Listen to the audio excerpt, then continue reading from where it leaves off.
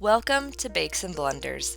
Today we're going to be making a delicious cookie dough flavored with Speculaas spice mix and stuff it with an ooey gooey cookie butter filling. Are you excited? I am. Let's dive in. Start by prepping your cookie butter filling.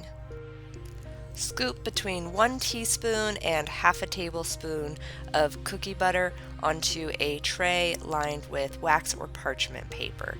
You want them to be nice little balls of cookie butter. Once you've finished that, put it in the freezer until they're nice and solid, about 30 minutes or an hour. Now we can get started on making the cookie dough. Combine all of your dry ingredients, including that Speculaas spice mix, give it a good whisk, and set it aside. In the bowl of your stand mixer, go ahead and beat your brown butter and all of the sugars together until well combined. Scrape your bowl down, then you can go ahead and add your vanilla and egg, and again, beat until combined. You'll find the recipes used in this video in the description box below. Scrape your bowl down again, then add your dry ingredients and mix on a low speed until everything is just about incorporated.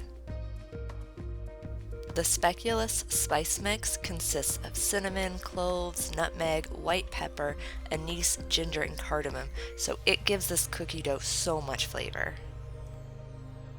At this point, you can add your butterscotch chips if you're using them and mix until only just combined. It'll take just a few seconds. Time to portion and fill our cookies. Use a cookie scoop to grab a portion of dough, flatten it out in your hand, and then place a frozen piece of cookie butter in the center. Gently wrap the dough around that frozen filling and smooth until you are sure that the cookie dough is sealed around the cookie butter. Place the finished cookie dough ball on a tray lined with wax or parchment paper and continue with the rest of the cookie dough. I do recommend wearing food prep gloves for this portion of the recipe just to minimize mess, though it's not technically required. You can find links to the products that I've used in the description box below this video. Once all the cookie dough has been portioned and filled, place your trays in the freezer for 1 hour. After an hour, you can take the trays out and transfer your semi-frozen cookie balls into a Ziploc bag.